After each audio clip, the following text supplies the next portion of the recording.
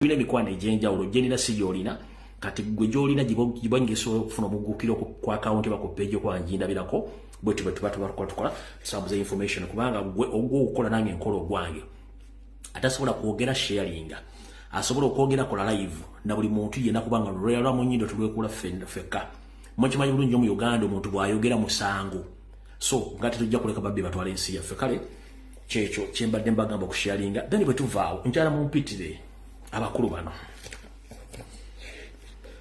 njala mumpitire Muhoozi Kanyarugaba DDG Direct Drinking General oba GMD Genetically Modified General GMG Genetically Modified General Muhoozi Kanyarugaba bereko kuno njala mumpitire yose ekitaawe njala mumpitire omwogezi wa police enanga ba MP bonna abali mu Uganda mbetaga ku video eno nja kwetagako mukulu gwe bayita Peter Serunkuuma Peter Sekiranda nja kwetaga ngoli muna Uganda nkwetaga ku video eno nja kwetagako mukulu gwe bayita Dennis Sebugwawo ona wangalya mu ggwanga lya America mukulu nja kwetaga ku video bagikusharingire muri muntu yena ali mu Canada nga wagenda kukyusa bulamu na kunoonya ngeri ki gy'osevinga omulabwo munoonyeze omusajja gwe bayita Dennis Sebugwawo abere ku video eno njala mundetereza mukyala gwe bayita Irene Wanyoto naye abere ku video eno mwe muwabitinkudde fe tuba twesirikidde ne mutandika okutinkula entalo njala mumpitire bannayuganda bonna abali bonna gye balina okubeera ab'ebyokwerinda mbere ku video n'abasirikale mwenna abawumuziddwa mwenna mbetera ku video eno tulyoke tutandike akatambi ka leero naye ndowooza mbadde mbagesigenda bba wa Kigwarugi na Kalowoozo ne kambawo ekigwarugi kale tewali kyakkola sigenda bba wa Kalowoozo kambawo ekigwarugi kale mbalamusizaako mwenna bannayuganda kansipenti buli bulungi mwe balikola n'abanyumirwa akanyumiro kana k'ekigwarugi okwetola ensi yonna kambawo ekigwarugi tewali kyakkola mwe bange mwe muli maaki muli nsasula ekigwarugi kya leero nno ngenda kijja mu bigambo byentera okubagamba buli lunaku nti ku nsi kuno tuyitako buyisi tuli bayise tuli mukkabukka akoowa yavaawo ne kuddako abalala naye abantu abeefudde ebbere gye mu nsi muno nga mulooza timwe mugenda gibeerako lubeerera tubasekeredde kubanga essaawa ejjattuuka naawe oveewo kati mu kigwarugi kyali njala kiweereza mwenna bannayuganda amanyi nti mukyakwana bakyabakwana muyina laavu nkiddamu ekigwarugi kyali nkiweereza mwenna akwana ne gubakwana nga mukyayina laavu ekigwarugi lyayo nekibaweereza leero mukiwulirize bulungi nnyo ndaba ebintu bingi bitambula ku social media okwo bifa Dubai bingi nnyo naye birasi Dubai wokka naye kana akalowoozo ngenda kabawa oba ngenda bbawo ekigwarugi mwenna kibakwateko lumu nakugamba mu kigwarugi nti mu nsi muno tolina kintu kikyo kya lubeerera era naye nkugamba tolina kyofiirwa mu kigwarugi kya leero tolina kintu kikyo kya lubeerera buli kintu kyonna tukikozesa bukozesa mu kaseera ke tuba tokiinako era obudde butuuka nga kirina okukuvaako kikuvaako yensonga lwaki n'omwana gw'olina gwoga nti gw'ozadde omwana owwo ow'omuntu mbwezizo nakugamba ng'oyagala okumanya nti omwana siwo mukuba omutte ojja otegeera nti omwana siwo bajja kukusiba n'ebisumuza bisule mu kaabuyonjo ate ng'oyagala otegeera nti omwana siwo just mufaanaganya DNA na musaayi gw'ojja okitegere n'omwana gw'ozadde temufaanaganya fingerprint temufaanaganya bibatu bino kazibe enkulo zino ezirimu oba zino enkulo ezirimu temufaanaganya fingerprint temufaanaganya ndowooza oyo gwe bayita Katonda kati kitegeere nti n'omwana gw'ozadde omukuza bukuza just kukwongezayo musaayi you don't own him or her kati nakino kibagamba mwenna mu nsi muno amateeka mwegali ate amateeka muzibe gakukwata mbagamba nti tolina kyolinako wannannyini lubeerera nti oba ofiiriddwe omwana oke kaseera kanona kabadde amukuwaddeko ofiiriddwe emaali ekyo ekiseera kanona kyabadde agikuwaddeko ofiiriddwe omukazi gwe kennyini buli kimu kikuvuddeko kaseera odde muwepanga okole ekirala naye kasi tolemerako ennyo nti buli kimu kikyo ojja kukwala nga oyisa Windows lwaki mbagamba ekintu kino mu kigwarugi kya leero gwe omusajja munna nga mpuliriza nawe muwala ajja nampuliriza oba omukyala ampuliriza njala tuyiga ekintu kimu towenga ebitiibwa mukowe ebitiibwa tujja kufuna emirembe gwe musajja munnange njala nkugambe muwuliriza bulungi nnyo omukazi gw'okwana ebeera ndagaano wakati wo naye era endagaano essaawa yonna esobola okumenyebwawo oba muwadde sente mmeka omutaddemu sente mmeka waziwaddeyo ng'oyagala tebakukutte mu nsawo tebakubbye no n'omukyala gw'owasa embaga eyo embaga guwa gye mugamba ogimuwase so si yakuga nti ogimuwasa nateekamu sente kalejera kugamba nti ffenna abaddewo mu bulamu bali mu bulamu tutuuka ekiseera n'obanga omuntu tewategeera buzeebwe nga naye teyategeera buzeebwe waliwo abantu abalina emize nga tagigumiikirizikika n'osalawo nti aha twawukane omuntu singa akugamba nti twawukane muleka agende you don't own someone's life muleka abantu babeere golabo oyawukana ne kitaawo n'ogera n'ozimba amaka gago olaba oyawukana n'ennyoko n'ogera n'ozimba amaka gago lwaki omuntu bwakugamba nti nkukooyo omulemerako please ebyo ebintu abasajja mudda ku social media ne mudda ne mwekata musimanyi mukazi wange namusasula ente no nga bw'ogenda mu katale n'ogula emmere n'ogirya neggwawo ne bw'otyo omukazi omusikiriza okujja gy'oli kitegeeza nti walina okuteekamu ky'otaddemu si kyalubeera tiwagula nti wagula bulamu bwa muntu omuntu bwakugamba nti ntaba kitegeeza nti mute naye mukola ensobi omukazi agenti nti omukazi agenti nta n'olemerako ekivaamu n'okwata omukazi n'omukuba n'omutta ne bakusiba amayisa naye ng'ekintu kibadde kya ddakiika 2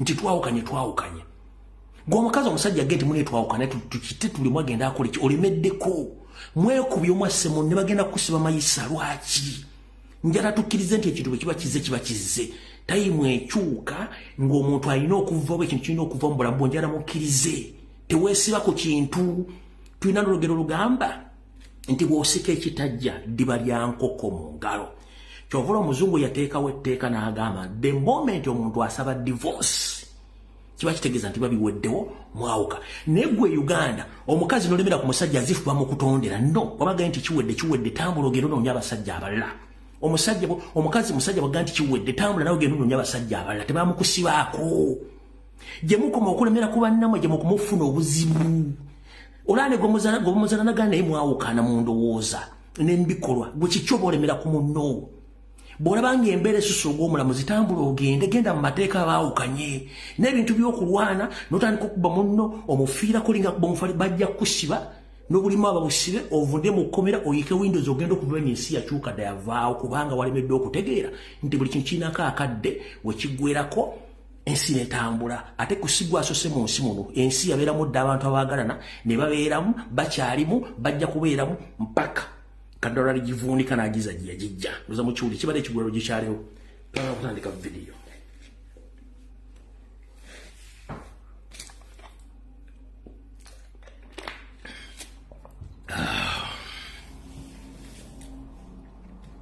kale oba tugitandikirewo akansooka akalango kano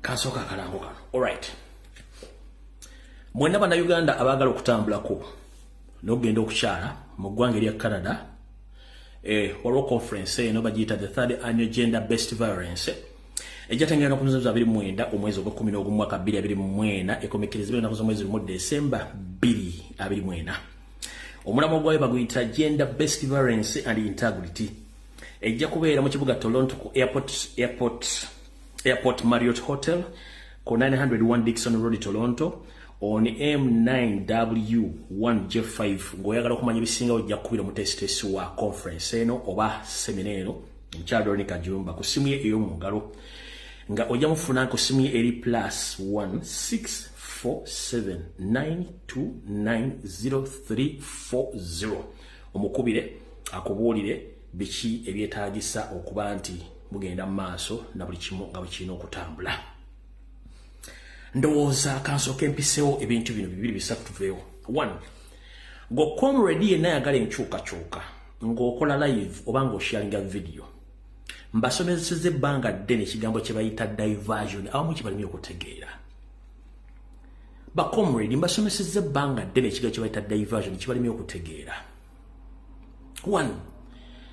Lwaki musharinga kividiyo ky'omusajja wa NRM w'empigi ali mu kukaba nti bamuyambye ng'abaana bali mu kkomera bakomredi bafuna ffe bali mu kubawamba. Ebyo byonna ebintu Museveni abiteekawo kubabuzaabuza oba tebamuyambi obuto weebuli omugwa weeguli asobola okugenda nabba mobile money bamukuba essasi n'afa simple as that you never want to muwona nebo sharinga kiba kitegeeza nti okwatiddwa diversion ya Museveni okitegeera ewokubanja amanyiyo nego omusharinga wanga nti katuyambako Museveni okukola diversion ekyo mukitegedde bulungi nnyo ekirala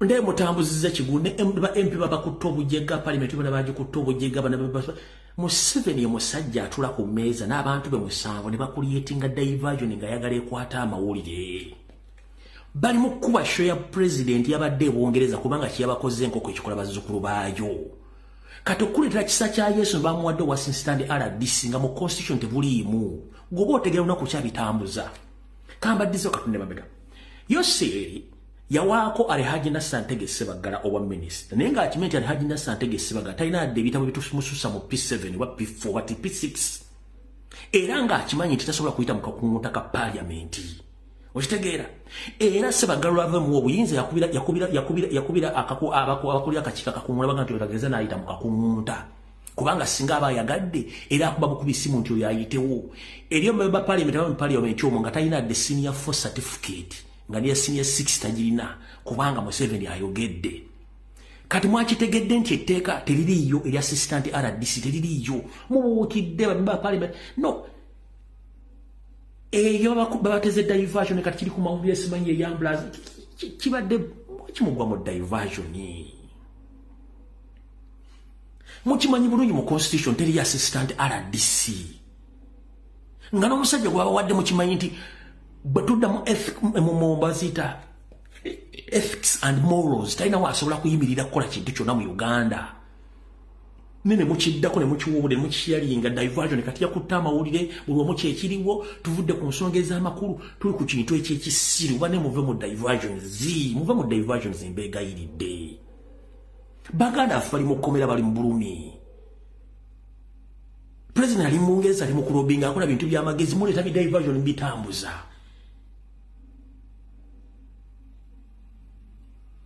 timutambuza bintu bya kisiru owa NRM bwebate bamusasudde omugwa gwa 200 akatwa ka 5 esasi gendo be mobile money bakuba esasi ofe oyo tumuwone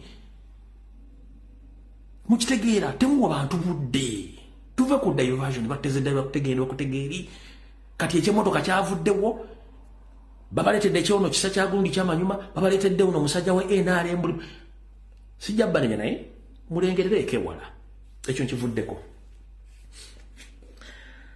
kati ndoza katutandike video ya lero mu butongole tugenda gitandika tutya katugitandike nga nsooka okuyisaawo obaka buno si bwandisoose ne kansoke mbutegeeza olwalina kuza omwezi ziri 24 ezakonka ku mwezi ogwokuna omwaka 2024 bono obubaka bwonna njagala bugende eri mwenna Abaganda n'abaagaliza Buganda emirembe abalangira n'abambejja basaba ne banaava ngenda basaba buli muntu yenna waali kwata Bibuliya yo kowola bajjajjaabo osabira obulamu bwa Ssaabasajja Kabaka. Ssaabasajja Kabaka tali mu mbeera nnungi nkiddamu kwena Munnayuganda ng'oyagala emirembe mu ggwanga ng'oyagala Obuganda nkusaba okwate Bibuliya yo okowole bajjajjaabo naawe kennyini wesse mu kusaba osabira obulamu bwa Ssaabasajja Kabaka.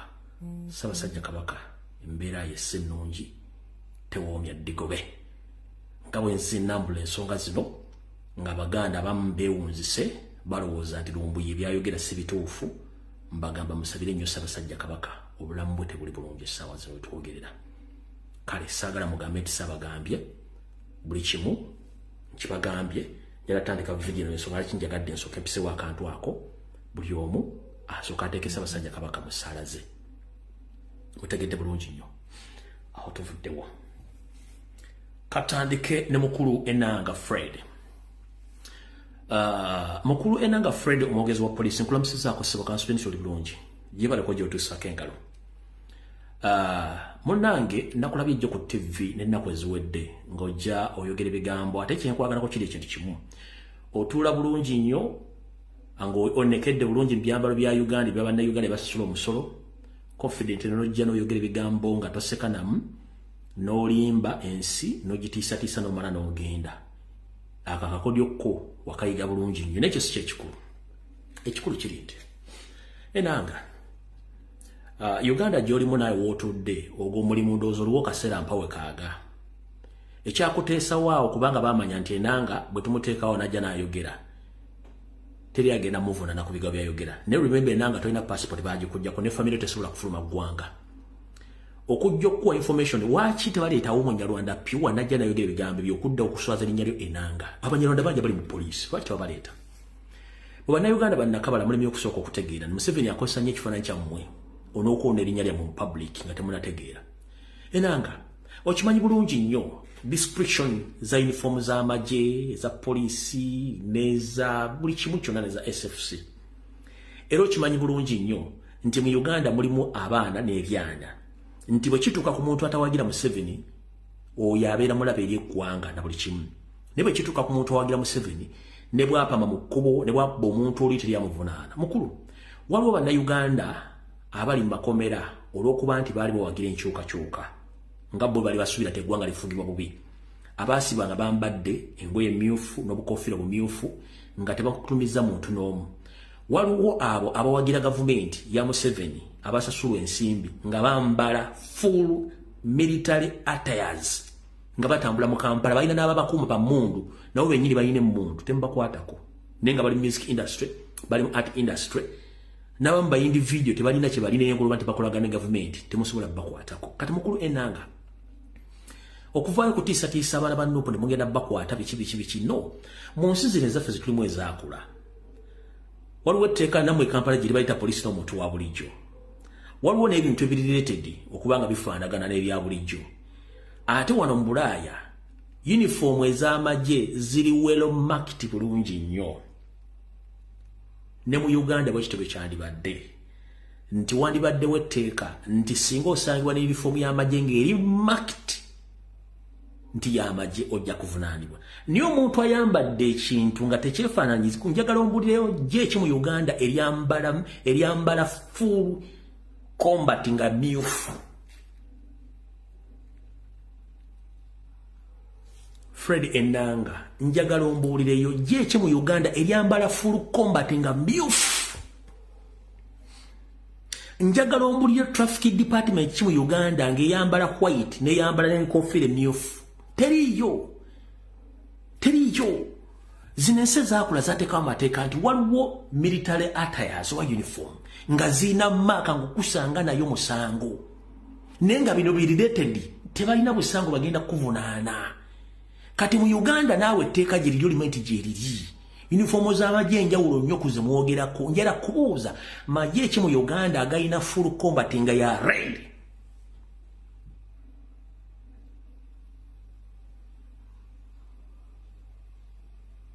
tegaliyo so omuntu wabanga ayambadde baleti ya Nuupu ayambadde ovulo ya Nuupu nga ya red that means your costume ya muntu okusinzira ku ekyo kyayagala so si wa magye naye gwe musajja mukulu bakusindika n'ojja n'oyogera ebigambo ebitali ku mutwe n'amagulu ne weeswaza n'abaana bo in fact abaana bagamba nabo nti gwe ono mutabani we ne baseka naye tuyagala kitegeera sigenda kulwako naye ngenda kugamba abaana ba Nuupu bali mu makomera essaawa zino lwakwambala ngoye emmyufu naye nkugambye waliwo abamu bali mu music industry bali mu art bali luddawa nga balina emmundu balina abakuuma balina ne uniform full combat tembakwatako kubanga bawagira gavumenti naye abatawagira gavumenti bemusibanga ate bambadde ebintu bitafagana n'amagye okitegedde bulungi nnyo essaawa zino mu Uganda okwogera ku nsobi zonna ezikolebwa gavumenti musango gwa naggomola era bakusiba naye ng'okulya enguzi mu Uganda n'okubbasereza omuwa omusolo si musango mu Uganda mulimu omusajja nga mwamugamba nti yali akulira ADF Jamiru Mukulu ng'awolezebwa mu kkooti y'abantu ba bulijjo naye ng'abaana baffe Machete Bolivia Nalutaaya baani bonna bali mu kkooti y'amagye ku nsonga ki osobola obyawula ebintu ebyo enanga nkuvuddeko njagadde kutegeeza ebintu bino emukola biri on record mu archive mu ebiri era ensi ebiraba simanyi toliddamu n'ofuna visa kebenga ya Kenya ku bintu byoyogera gwe nkuvuddeko kati njala sooka genda ku nsonga enkulu yatuleese then tuleka tusimbula video etandise kansuubira nti baganda baffe bonna bali mu ggwanga lya Canada muzze bulungi nnyo njagala munsalemu ka video kana mukasaasanya eggwanga lya Canada America wonna mu diaspora wonna kabatuukeko era kansuubire nti omukulu abantu bano bonna batumi batuuse gubayita Dennis Sebugwawo naye atwala ebbugga ekkata ne lifiira mu container n'amala n'adda oluvannyuma lw'emyezi 3 nga ne transport yambuuza naye atuuse waliwo yatwala ebbugga ekkata container zagenda otuuka yaze ordering nga ebbugga lyafa yalina kudda buzzi Kampala kansuubire naye atuuse kati katutandike video mutongole okusookera ddala nabagamba eno video kangibaddemu ngibazannyire wetugenda okujja video ya leero tutandike bulungi nnyo eno video muduule bulungi nnyo kubanza ne bazinziriza nga nabyogedde nga babifunyeko information njala kutegeeza bannayuganda mwenna eno security alert yembasooka nayo mumpulirize bulungi nnyo eno security alert nzize nga mbagamba nti WhatsApp groups nungi naye ate mbi bemba munetegereza emirundi gyonna gye mbadde ku social media n'ebbanga ddene nze siwali munsi ya WhatsApp group nagala okukola WhatsApp groups olw'ensonga nkimanyi nti WhatsApp groups mbeera mbambega ba Museveni kati okusinziira ku sources zange baŋŋambye bagambe bategeeze bw'oba omanyi ng'oli wankyukakyuka ng'era omanyikiddwa tuli byabufuzi ne oli WhatsApp gy'oba osigalamu ya family ne WhatsApp group ez'ekyalo eza business simanyi ez'oku mulimu simanyi ez'awakimu ziveemu one ekitongole muri ISO semwai bayina enteekateeka okulangirira nti WhatsApp groups zikozesebwa batujju mu Uganda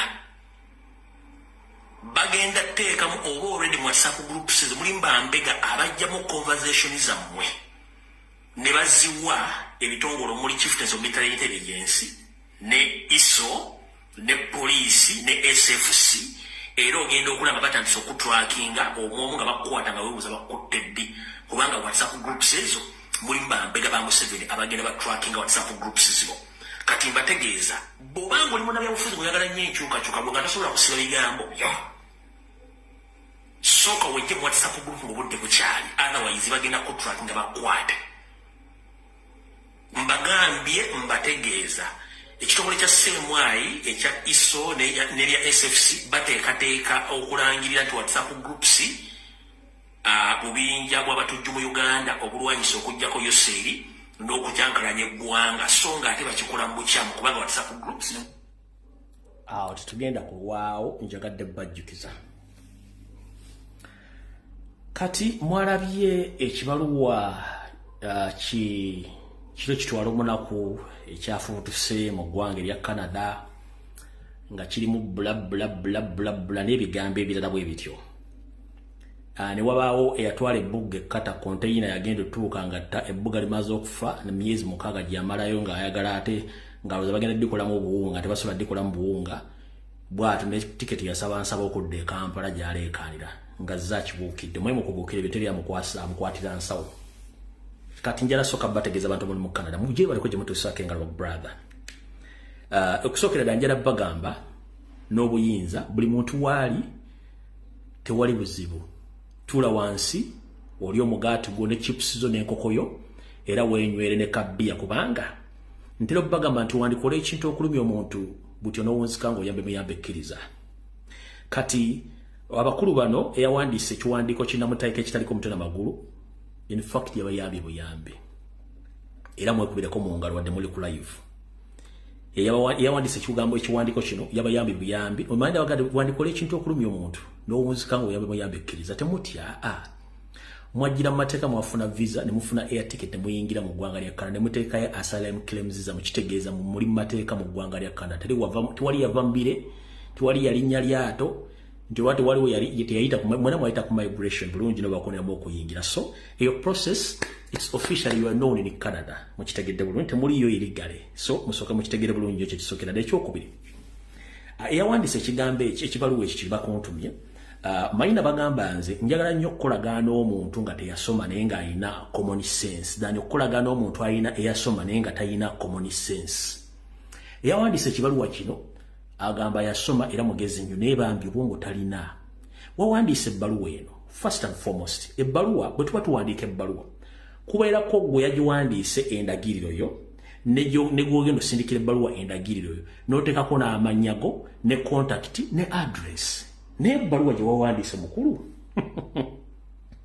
tugenda tandika mpola mpola tugenda tandika mpola mpola ya mpola mpola ya tugenda tandika mpola mpola mbagambye ebbaluwa yeeno ebbaluwa gye bawandiise ebbaluwa baba giwandiika wano wasooka wano oteekawo details ez'omuntu n'ano gw'osindikira ebbaluwa then wansi n'oteekawo amannya go n'endagiriro yo whereby nti goweereza ebbaluwa ayina okuddamu okuweereza ebbaluwa kye bayita reply mu butongole neka tewataddeko address yo email address simu yo na buli kimu kitegeeza ebbaluwa ne bonogiwandiika bagenda gikuddamu nga basinziira ku ki ekyo bayita ebbaluwa kiro kitwala omunaku kati ekyo nga tukimaze wandikola ekintu okulumya omuntu n'obuzika ng'oyambe meyambekkiriza bannayuganda bonna abamanya gammwe agaateereddwa muno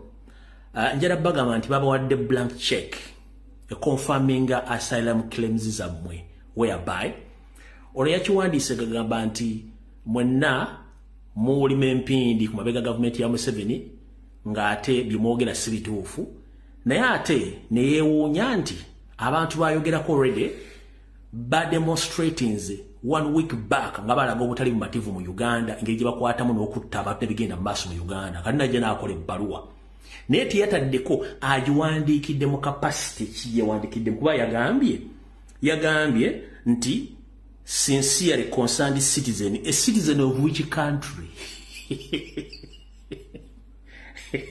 Sincerely concerned citizen, a citizen of which country? Omutuuze wansi ki tekuli simu, tekuli email address, tekuli address. Kati go wandikidde ebbaluwa agenda kuddamu atya? Tewali. Kati kino kye bayita kitwalo ebbaluwa in fact ya confirming asylum applications zammwe okuba genuine. Kye mbagamba nti okola ekintu okulumya omuntu n'owunzika ng'oyambe ekkiriza. Munywe ka champagne ono yagiwandiise yabakonedde mu bukonezi kubanga yawandiise ebbaluwa kanji badiddemu katono wano yagambye bw'ati. Yagambye the Right Honorable Mr. Justin Trudeau, the Prime Minister of Canada, Office of the Prime Minister, 80 Williamton Street, Ottawa, on K1A 082 Canada. Kati okumanya obuteebuza butambuza amazzi ekiro. Ensi ezaakulaakulana ezirina amateeka. Buli department oba ekitongole kyesimbawo bulambirira kye tuyita independent organizations oba independent departments. Kati ono okuwandiikira Prime Minister is less concerned about the migration process and asylum seekers. Wadde olina okuwandiikira migration wanti yawandikidde migration but munywe soda mulamuna mbigere munywe soda obusigale munabe mbigere ono yawandikidde Prime Minister naye nga Prime Minister gwawandikira si akwatagana ne department y'okuyingiza n'okufulumya abantu mu ggwanga no tugenze mu maaso n'agamba a concern regarding all the abuse of Canadian refugees system by the National Unity Platform Canada chapter. N'agamba nti ye ng'omutuuze afaayo awandiise nga yeemulugunya ku chapter ya NUP e Canada mbu ekoze etyoboola ekitiibwa nga ekozesa ekibiina kya National Platform nga ekozesa ekibiina kya National Platform ddala chapter yo e Canada. Kyokka omwami ono gwe ngendo bagamba omwami ono yawandiise ebbaluwa eyo wuuno wano omwami bamuyita Dennis Sebugwawo yawandiise ebbaluwa eyo omusajja ono wa NRM naye bwe yali ng'agenda Canada n'okufuna empapula ate recommendation emufunisa empapula yasaba ya National Unity Platform nabagamba nti amagezi gaba ga mutwe so si mugejjo ompulya bulungi nnyo omukulu Dennis Sebugwawo ono okusinziira ku yakikoze bwe mbadde nsanya video ya WhatsApp groups nabagambye nti WhatsApp buli mbambega kati jukira nti ba comrades baffe bewandiisa amanya balina okugenda okwekalakaasa kati omu ku bantu abali mu WhatsApp groups ezo ndoza yajjamu information agiweereza omwami ono kwe kubanga yawandiisa amanya gano gonna kati okubiwandiika it's not a problem n'okubijjamu naye eyajjeemu ye mukyamu ate ne gwe yabiwadde si musiri mulwadde mbuuza lwaki omukulu ono ndowooza ate era ya sponsoringa NRM symposium mu Canada naye ng'agamba nti mu Canada kati ate bwe yakoze ebbaluwa yeerabira nti mu Canada bannayuganda bwe baali bagenda okwekalakaasa bekalakaasa nga basinziira be bano bennyini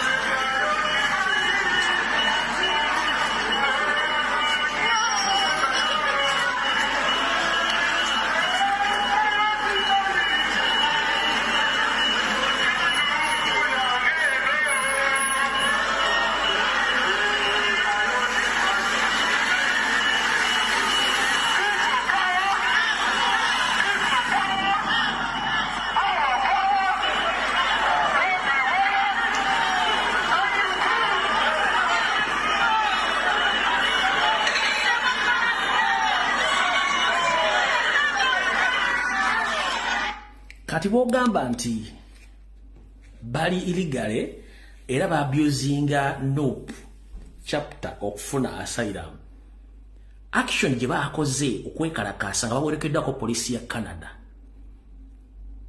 gwoba kuwasinzidde okukola ebbaluwa kitegeeza nti you are against what they were claiming all the atrocities which are happening in Uganda kitegeeza you are government official gwoba olowooza nti wakoze kyamagezi nnyo lwaki embassy ya Uganda mu Ottawa si yawandiise ebbaluwa ku head paper ya embassy lwaki si Minister of Foreign Affairs yawandiise ebbaluwa eyo ku head paper bw'oba oyagala okutegeera nti amagezi olina matono nnyo singa babadde otegeera bulungi nolebe towandika bbaluwa eno kubanga byokola byonna bya kisiru obutasoma naye ng'atooza nti wasoma poliisi yawerekedde abantu ne beekalakaasa bulungi nnyo boga nti banupu ate bali muzanyo kitegeeza owandiise ebbaluwa ng'okonfaminga asylum kiremu zaabwe gwe ng'owa NRM piwa kitegeeza obawadde blank check munnanga osooka nga kwebuuza ku mutwe gwo oba senga omutima gunaakubula ebbaluwa bagiwandiikamu ate wagiwandikidde muntu mukyamu kati mukulu nga bwasaze tukole ebintu byafujjo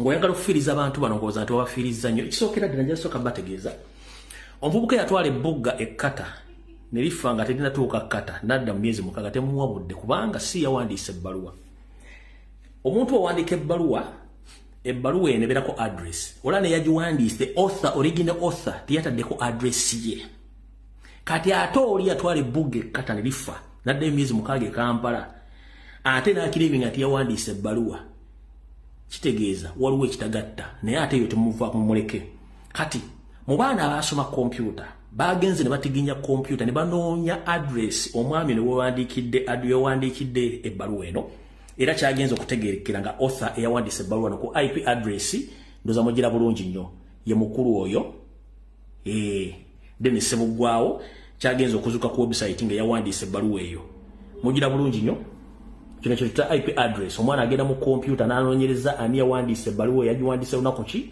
kyagenza okuvaayo ng'omukulu Dennis Sebuggwawo yagiwandiise naye ng'ate era twagenza okunoonyereza nga mukozi wa NRM wadde ali mu ggwanga lyaki ali mu ggwanga lya Canada kati omukulu ono tugamba wandikola ekintu okulumya omuntu n'owunzika ng'oyamba ekkiriza yenna nnyini kintu kino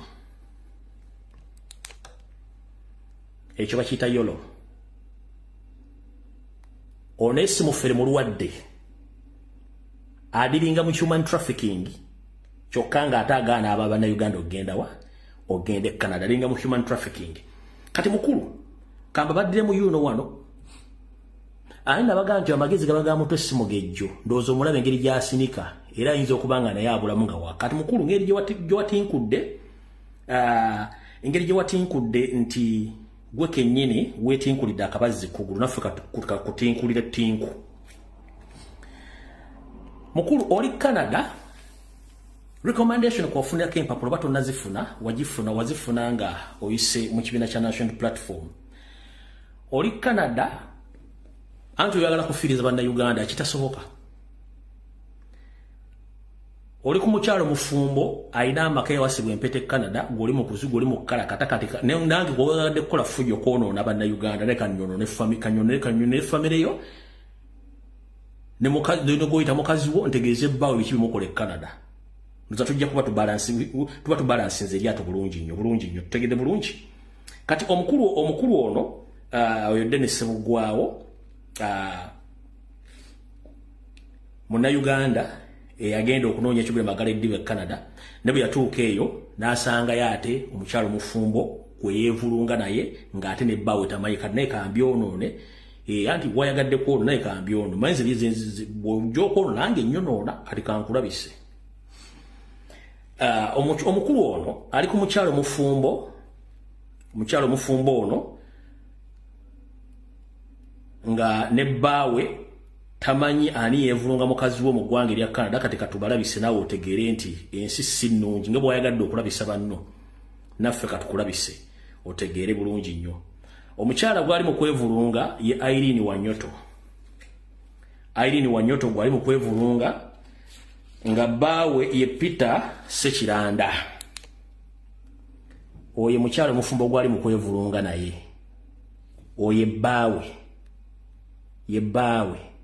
kano ne mukyala gwe yevulunga ono bafumbo gwe yevulunga kati mukulu Peter Sekiranda sebo oli Kampala naye ngeno mukazi wo bamulonda enswa bamulonda nswa ng'omukulu amuliko yoyo gwe bayita Dennis Sebugwawo kati oba oyagala okukakasa nti yamulonda enswa ffe byaffe tubeera ne bwino wano mulungi nnyo wuuyo alonda mukazi wa mulonda enswa zibuuka buli lunaku n'azimulondako gwe oli Kampala guli mu nguudo mukazi wa mulonda enswa Canada nkyakuleetera mukulu bw'oba ovuga mukulu Peter Sekiranda oba ovuga emmotoka sooka ogiyimirize totomera naye tukuzika ku 8 uyoyo ono Dennis Sebugwawo ono Irene Wanyoto bawe mubalaze wali bawe bamuyita Peter Sekiranda ali mukanda mukazi wa mulonda enswa goli Kampala oba okola kisimanyi manyi yeyagadde oditi nkuula ffe byaffe tubeera nabyo wano bagadde ofiriza banna Uganda basuka mbisa naffe katukufiirize owuli ekyo kitegeeza okukola effujjo ku bantu abatakuyinaako ffujjo yoyo mukazi wali mukumulonda nswa emmotoka sooka ogiyimirize totomera mukazi wali Canada bamulonda nswa amulonda enswa yabadde akola effujjo nkyaleeta mukulu ng'emmotoka gipaakinge totomera siyo mukazi wo yoyo mukazi wo manyi ffe kasita okola effujjo ffe tetukulwamu ndowooza omulaba bulungi nnyo omukazi mufumbo ali Canada bamulonda nswa amulonda enswa mutegedde yoyo yawandiisa ekibalwa kiba kuntumye tukyaleeta tofaayi muzeyi Peter Sekiranda emmotoka gipaakinge totomera ate netukuziika enkya ku makya olw'eggulu sooka opaakinga emmotoka mukulu totomera nkwegayiridde ebintu mukazi we yabireese musanji we yabireese ffe twali tubiriimu n'atinkula entalo zatajja kusobola kati tukugamba anti wadde oyagala ffujjo kati lukuleetere ojja dduulira nti effujjo bbi ndowooza otegedde mukulu so mukulu Dennis oli ku muka musajja Irene Wanyoto gw'oli mu kwevulunga nga bbawe Peter Sekiranda ali Kampala ate gwe okola effujjo ng'oyagala banna Uganda abagenda okunoonya okutaasa obulamu n'ekigula magala eddiba okubalemesa ensi ndowooza owulidde bwe kiruma okweyingiza mu ntale zitakukwatako IP address twagifunye bulungi nnyo na buli kimu kyonna kyewakozesezza kati mukulu abantu abali e Canada buli kimu kitegedde bulungi nnyo kibawadde ebiddako nze mujja kuneebaza nze mukola effujjo sina yankwatira nsawo kati mukulu kali musanji munno b'emmotoka agivuga agizza wa simanyi buba bireese nze mbadde tubitaddeawo naye kasita mwakoze effujjo yoyo oli konswaza omusajja olonda Peter Sekiranda nagge emotoka soko giparking mukazi omulonda enswa nga tomanyi amulonda enswa ye Denesi Sebugwawo yozo omulaba bulungi nnyo yoyo yawandise ebbaluwa egoba na Uganda Canada gyobera nti akola mu migration kati munnange wandikola ekintu okulumya omuntu n'owonsika ng'oyamuyambe kizo ffe tetukola loosi kuba okola effujjo naffe tukolako effujjo mulaba kuba okola effujjo naffe tukolako effujjo Muzei gundi Peter Sekiranda totomera munnange motoka ngesoko giparking motoka soko giparking mukazi mufumbo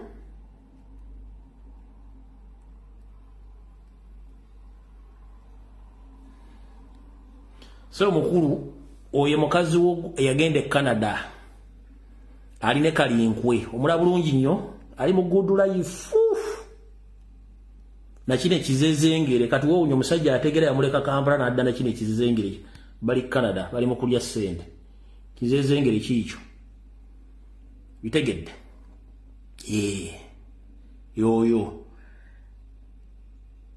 muti nkule entalo ez'amayinja nga masula mu girasi yoyo munnange gwasindike Canada ogenda okunonya sede z'amata eziguli abaana amata aliere bamuwujja ekiwojjolo bw'aba anoonya ssente endala ng'awandiika ebbaluwa gwa Museveni ng'amuwa ssente si oyo mukulufu byonna genda bireeta bikube ku mmeeza kuno ate bw'onnyiza bitaku nyiza n'okusula nga mbitadde n'engatta n'ekyabbaawo ne giwunya bulungi nnyo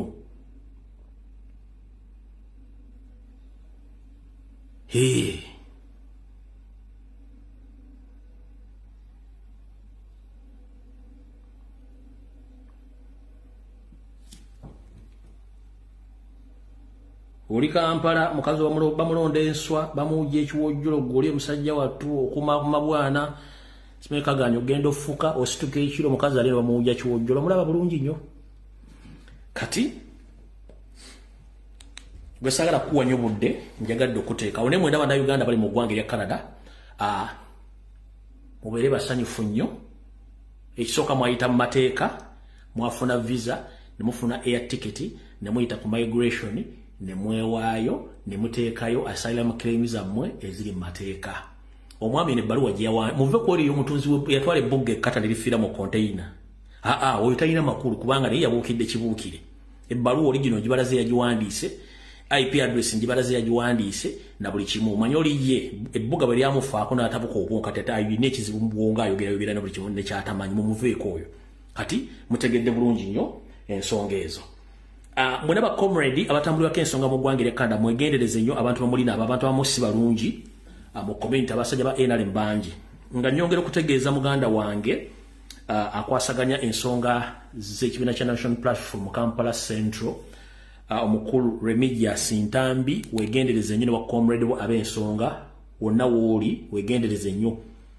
abasajja baga nti gw'omu ku bantu abasitusizza emizimu gy'omu Canada egyali gyebase gw'omu ku bo tewasitusizza emizimu egy'e Canada bali bamanyi nti n'okwe Canada bali bagimala amaanyi kati ogwaleese obuzibu okuba nti waza okusizza emizimu egyali gyebase ne ba comrade bonna ab'ensonga so mukulu Remigius Ntambi mufana bino byentaddeyo bimpereddwa abasunzira ku sources zange nga baŋŋamba wegendereze ne ba comrade abamu abasitudde abantu kati njala bakubira omulango gutakungula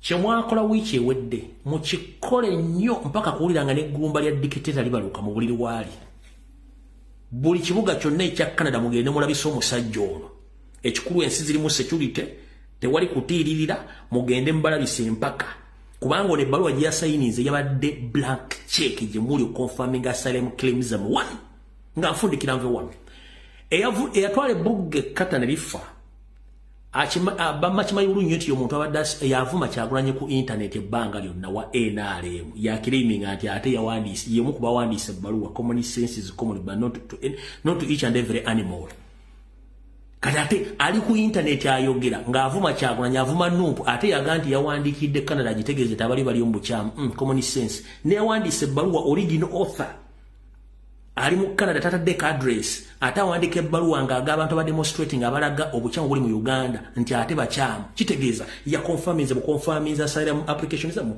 n'akonamu stamp mugende bwekalakasi nga nabo gisimufungize mwe mbavuddeko tugenze ku information endala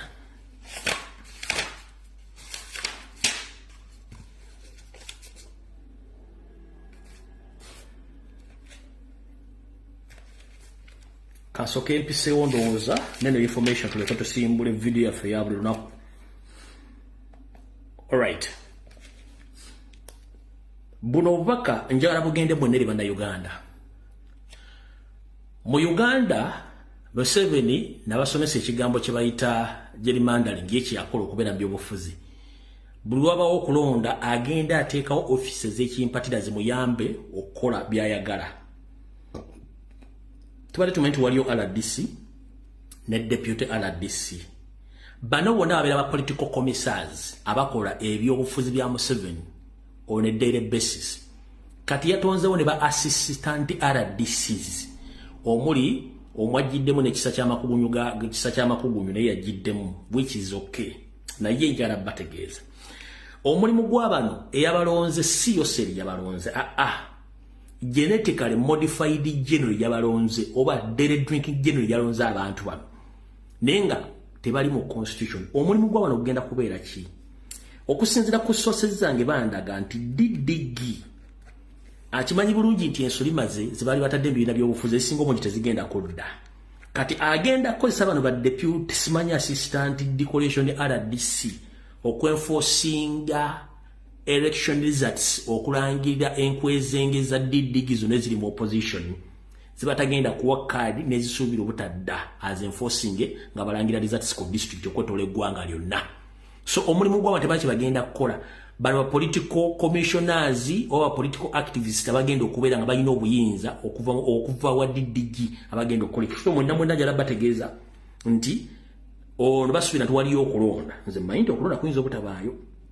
Kati bano bonna ba assistant RDC balonze bonna bagenda bakozesa byabufuzi nakuba nti bagenda kuyamba ku RDC ne ba deputy RDC okwenforcinga results ezinabazifudde mu district wonna ng'ekiba kyetagisa ne bakuba muntu mumwe mu kubasasi nga bakikola. So ndo mukitegedde bulungi nnyo, so njala kibeeremu na mutegere bulungi nnyo ebintu ebyo byonna nga biddamu kimukitegedde bulungi nnyo. Alright, kati buno obubaka njagala bugende mu bantu mwenna abali mu ggwanga lya Bungereza. Bakomredi mwenna buli kibuga kyonna kyoli ngenda basaba muorganizingeyo demonstration before ng'ennyonyi ensooka ereeta abasayiramu seekers e Rwanda tennasituka mbire bya Bungereza. Lwaki mbasaba ekintu kino? 1, diri y'okuleeta abanyarwanda kuleeta abasayiramu seekers e Rwanda nga omanyi bannabyabufuzi baagiyisiza kati yayise bagenda baleeta. Naye tukimanyi nti abantu abagenda kuggwera Uganda tebasobola kubeera Rwanda. Kikimanyi bulungi eyo badeni y'abantu bagenda okuva UK bonna bagenda kusibira mu Uganda kigenda kudda kuffe bannayuganda kubanga twabalaga information yonna nga bweri. Twabalaga abantu bano nga bayingira ba refugees kansukenzire wano.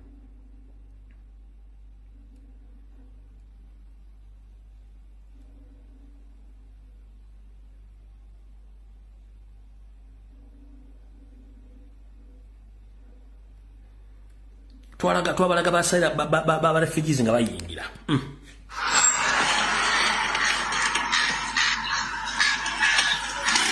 Uganda Robert yengira abanyarwanda baleeta sebisaawa zino baabo uliba ayitawo nga sitegereza bagwatu naye kaakati munywanyi baaba abalala baabo nabo basitefudi tojja kikkiriza nti sibibba omwana wa maama buli lunaku bayita oli ogwasooka tiziizo endala ziyingidde.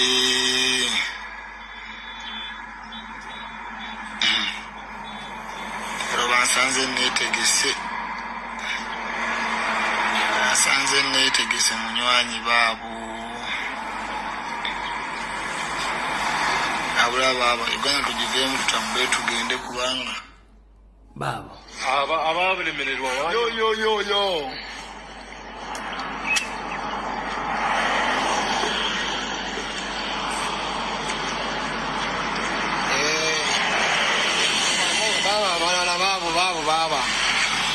babu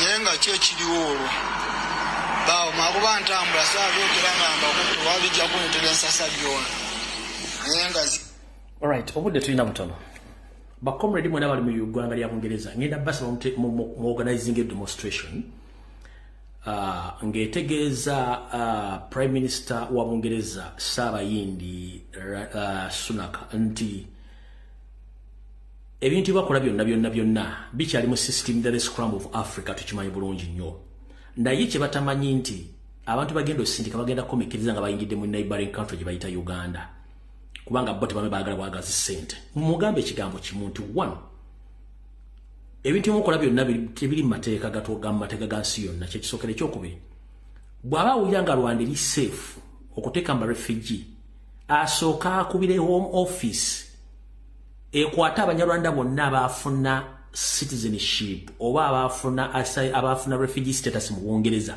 bonna bajjeko obutuuze soke bazze Rwanda baba wali safe before nga tena sindika muntu yenna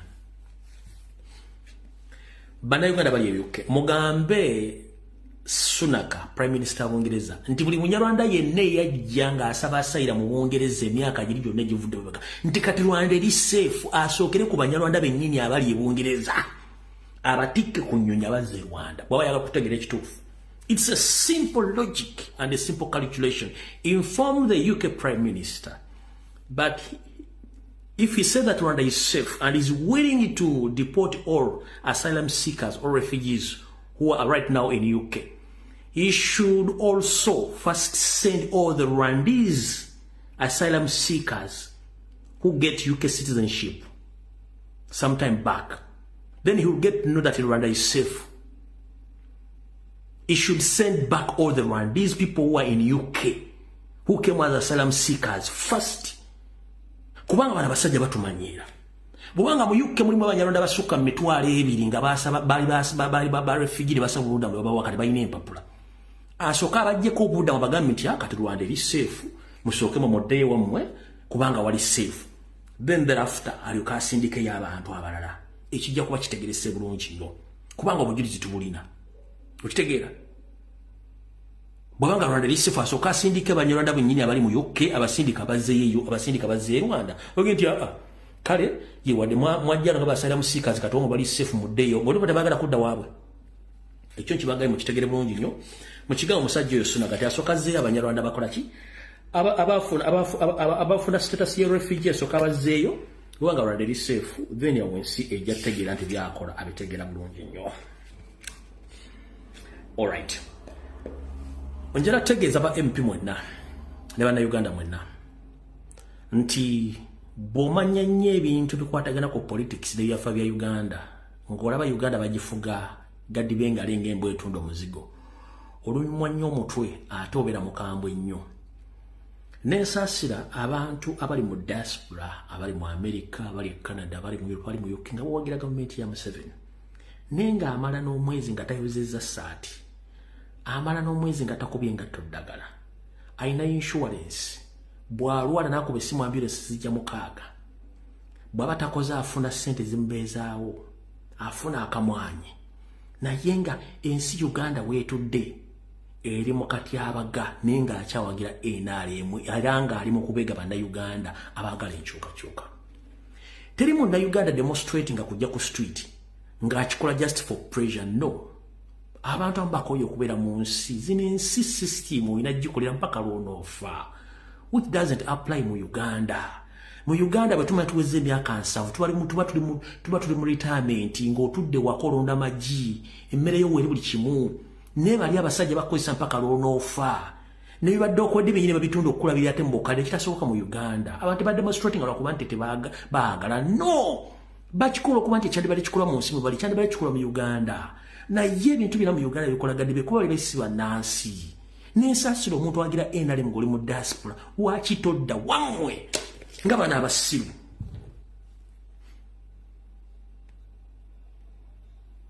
Ngabana abasiru. Banangera ba future, see the future. Banage muje mulabe mwemitie mito muve mwebi ebyokwekkalakaasa. Muje no tuwele ebirowoozo byaffe. Let us this man you seeing right here, like he's got to answer all your problems today and tonight. If you have something to say, bagambe. Naye muli eyo mwe mulekana kati omusajja n'abawulira atya. N'otunuuda omukazi ku myaka gye nga yenna abyudde omumwa gumulingange mabega w'eggunju ali mu UK ayogera ebigambo bitakwatagana. Ebigambo genda obyogerere Uganda oba wali safe era nga walungi. Kati n'otuna kino ekisajja omutwe gukiringanga akala akali mu kibbo nga kamazeemu wiiki ndamba nga keetooloovu. Asaze otulevu tumulinganga otwembuzi esabalaavu ali mu Bungereza. Enyinde mulinga kagattoka embizi naye nga ali mu Bungereza tasobola kudda waka. Kati tobyogera Uganda. Wulira. Temusobola kuvaayo kwogera. Bannange come on ekintu kikuteyo. Bannange naye bannaye okuwagira n'omukulembeze alina essente n'enyuma gwe. Kikuteyo kirudda. Bannange mugira nti MK we love you. Balina abantu basatu. There is balina abantu basatu. DJ uli mu kaboksi nono baya nakapacha balina abantu basatu mu kalumu babadde nga bategese conference y'omutamivu. Obalaba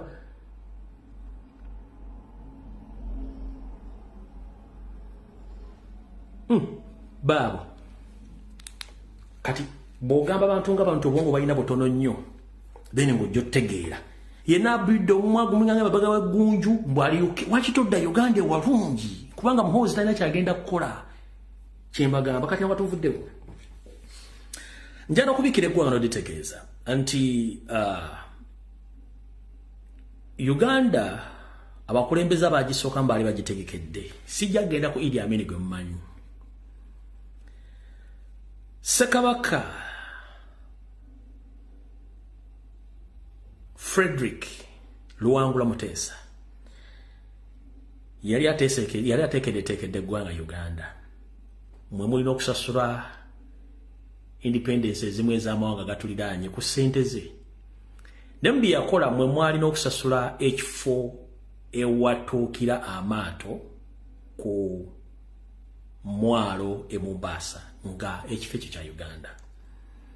Wetwogerera essaawa zino Parliament ekimanyi nenga Museveni ne family ye ekifo ekya Uganda Ssekabaka Frederick Luwangula Muteesa kiyasasula ensimbi ze nga kyaggwanga Uganda ng'emmeri zonna ezireta ebintu mu ebivanga bijja Uganda n'endala ezisobola okudonkingawo nga zivaamu omusolo w'ensimbi ekifo kino kyatondebwa nga gavumenti Parliament emanyi bannayuganda tebamanyi.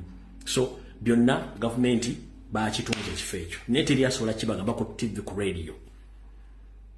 Abamanyi Mombasa Uganda ebadde ne donking site oba kita donking site eryato weri donking gana amaato amanene. So Uganda yali ya Ssekabaka Frederick Daudi Luwangula Muteesa yafa yali yagula ekifunga space ya Uganda maato gagobera oba kutikkula maali ya Uganda oba kutikkula maali nga ekifo ekyo kiri commercial kya Uganda amaato gagoberawo oba ga Uganda basiga Uganda nenga gabisiga bintu bya busubuzi ekifo ekyo nakyo bakitunze kitegeeza Uganda tekyalina kintu kyonna ku mwalo gwe Mombasa.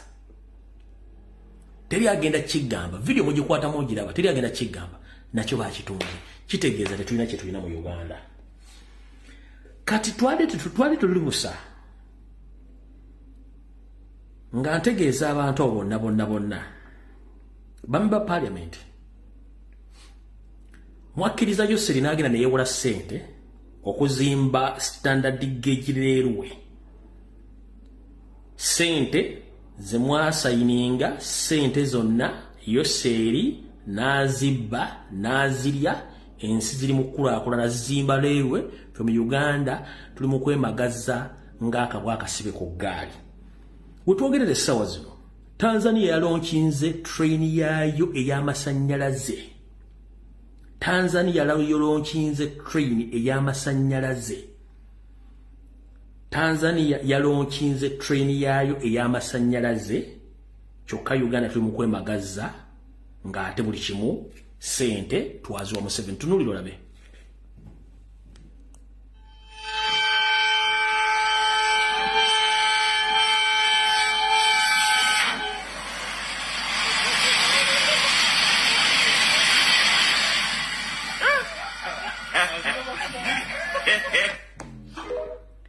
Eyo Tanzania yaloncheze train ngedduka kilometers 16 buli saawa.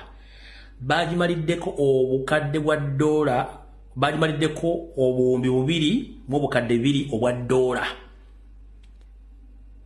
Wano bweto bweyimiridde.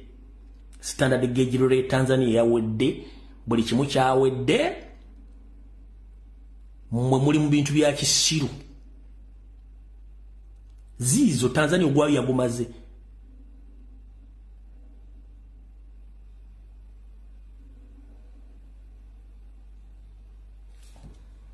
Nkyabalaga.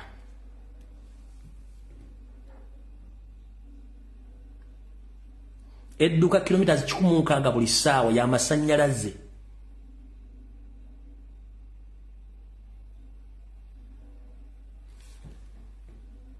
Kanjibadiremu wano muwulire bulungi nnyo.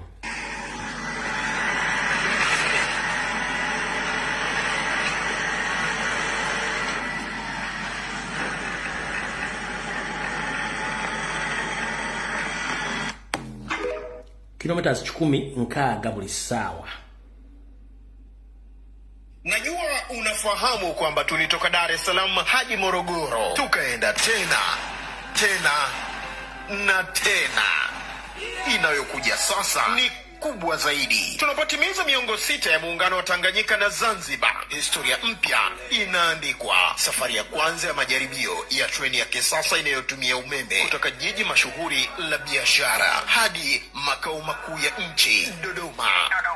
Tarehe 21 Aprili mwaka 2024, kwa baraka za Mheshimiwa Kassim Majaliwa, Waziri Mkuu wa Jamhuri ya Muungano wa Tanzania, tazihesabu kilomita 444 tukiwa pamoja na viongozi wa dini, ni Dar es Salaam mpaka Dodoma kwa treni ya umeme. Miaka 60 ya muungano, tumeshikamana na tumeimarika kwa maendeleo ya taifa letu.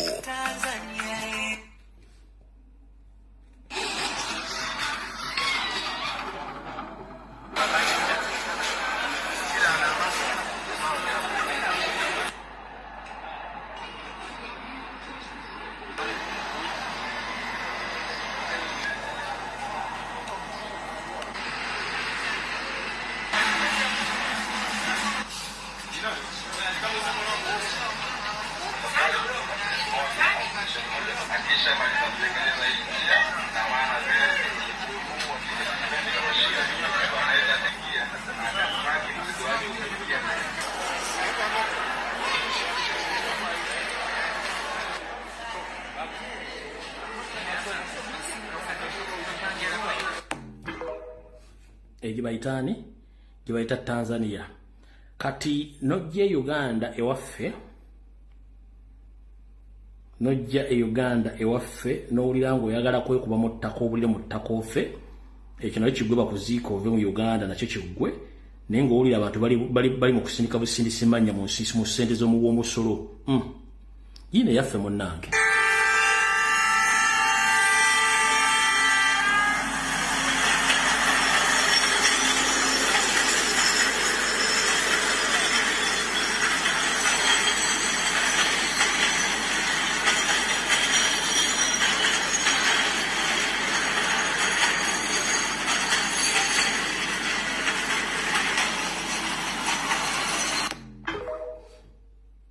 Yaffe ate tunaakola ki?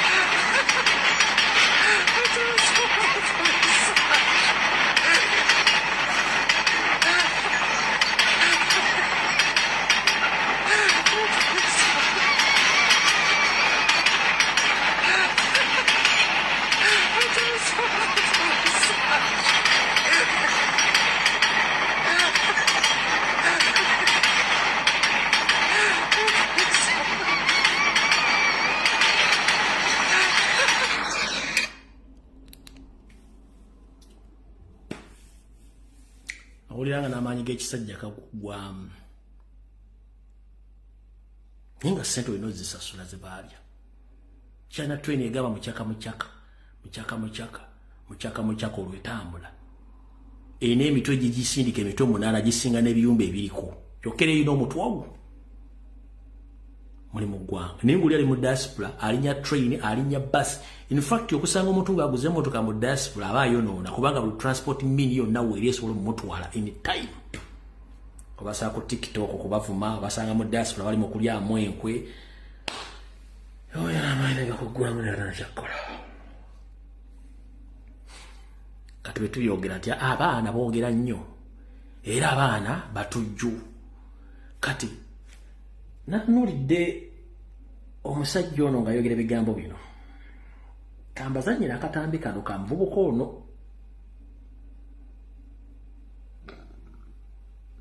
abazanyira akatambi kano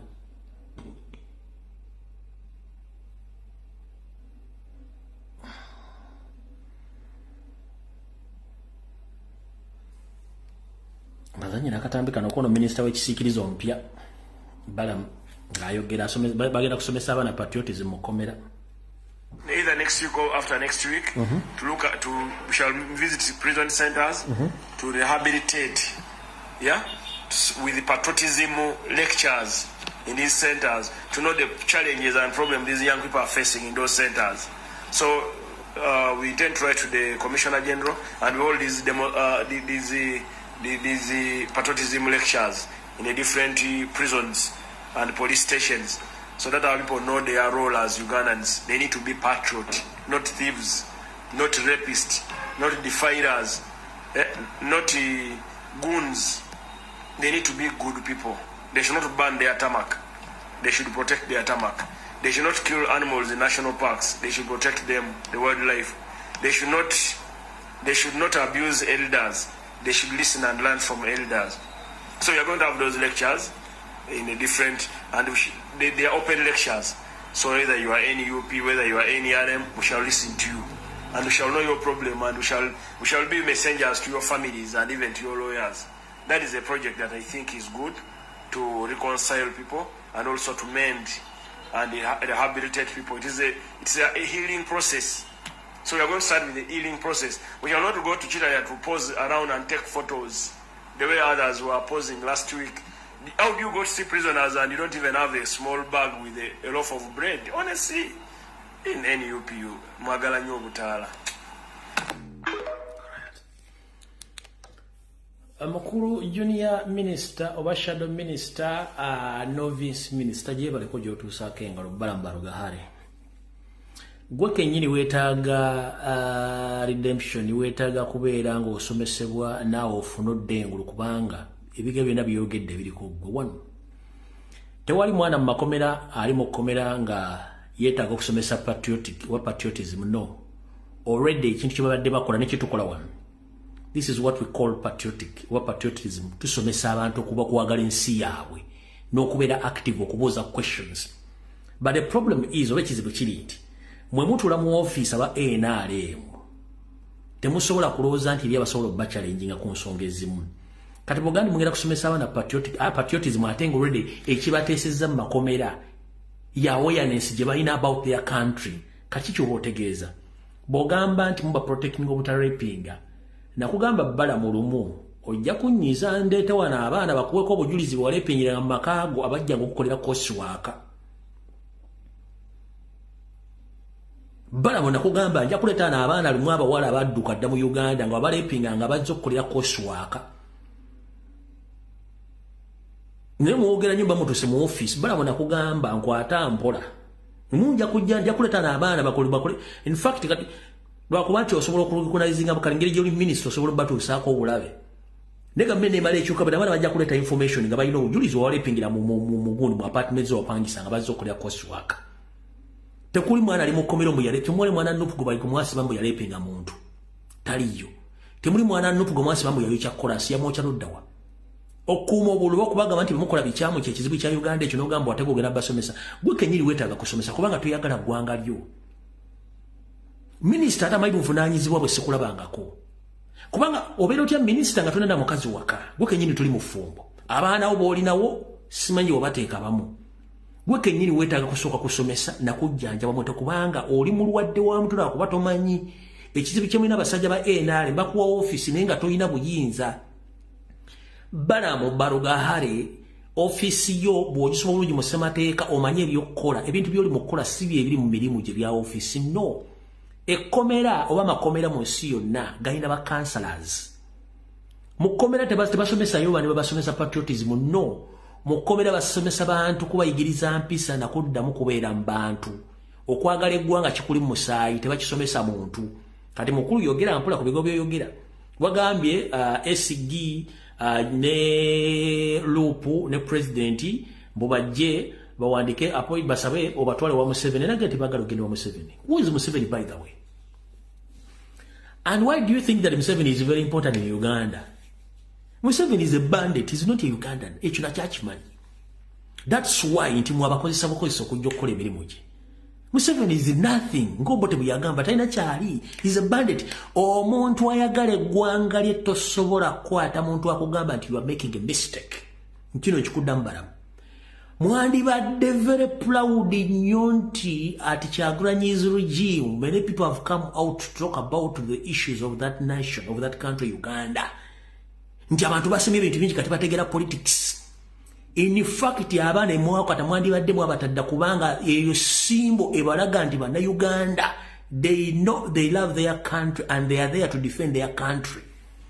Njagala ombuulire abantu basatu mu government ya mwasobola okujja nayogera ensonga zirumira eggwanga eryo. Abaana bano kye bakola bemusiba essaawa zino okusiba kye bakola essaawa zino bandibadde ba heroes so sigwa atudde olubuto oyambadde taayi wasazeeko enviiri kati oyogera ng'omuntu obuvunaanyizibwa naye nga obuvunaanyizibwa tolinjera kugamba abaana bano bemwasiba be ba heroes abasooka kubanga kye bakola nammwe kenyi temukisobola aba gavumenti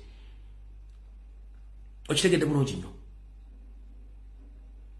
gwolowooza bannayuganda omulimu gwe tukola gulinga obupande obeera ku makubo obulagirira abavuzi b'emmotoka nti wano waliwo akaseerezi genda mpola wano waliwo ekkoona okitegeera wano waliwo ekkoona genda mpola wano waliwo akaseerezi wano waliwo akasozi wano waliwo ekikko go slow ahead go slow there is a diversion ahead gwe muri bannayuganda gwe tuli mu kukola essaawa zino gooza singa kuba tekwaliko obupande singa bantu bafa ne bafawo ne baggwawo kati fe omulimu gwe tukola gwakuba directinga mmwe musowe muntu in fact kuba kyekinga nakumanya omuntu akubuulira nti gundi okola nsobi kino kikyamu wandibadde omwagala nnyo okusinga omuteeka mu kkomero musiba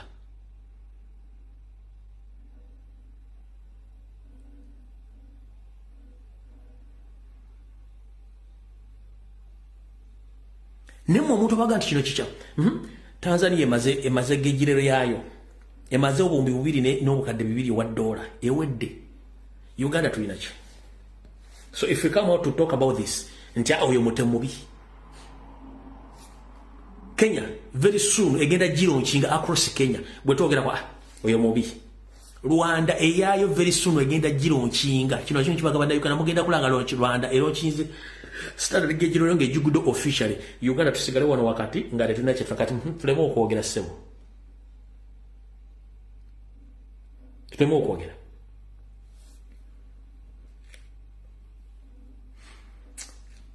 Balamu you a disgrace mu nsi eno kati okumanya bana abasajja bafu kambalaga ka video kano baguddewo consulate ba embassy naye nga embassy temuli mu Uganda n'omu akolamu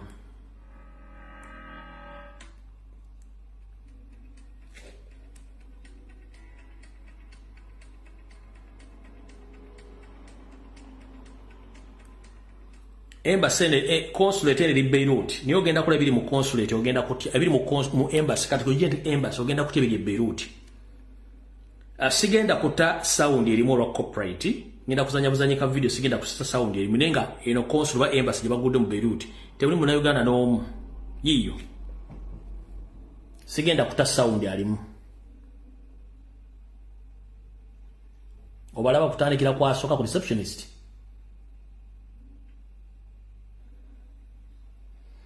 ebiriyo nanansi mwanyi zaabwe ziri awo n'emiyembe bye batunda eggwanga eddamba mutuswaze eggwanga eddamba mutuswaza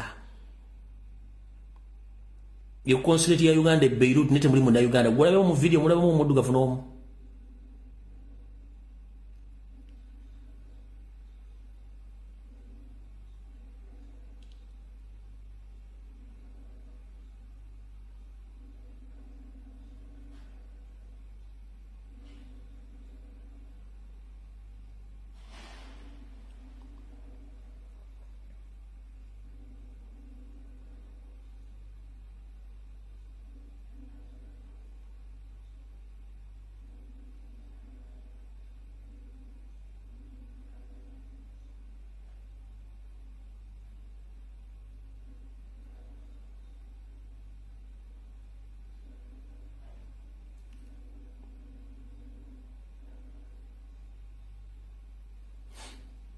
ye consulate ya Uganda e Beirut temuli wadde muna Uganda omuddugavu wadde omusiufu ebyo bajjo tayagala byogerako baruga hali tayagala byogerako naye nga awozangu bagera kusomesa abantu patriotism ndowunya abantu entegera yaabwe bannange katugende wano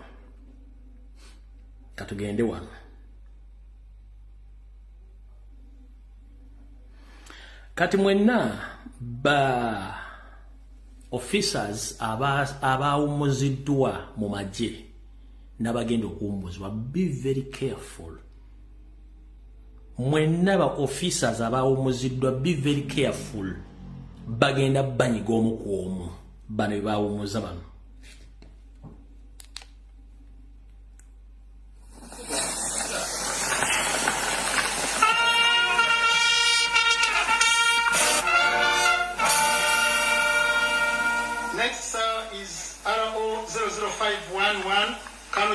Officer 21 Battalion. Colonel Johnson Katongo was promoted the rank of Colonel in February 2019. He has, however, over the years, paid several ranks, include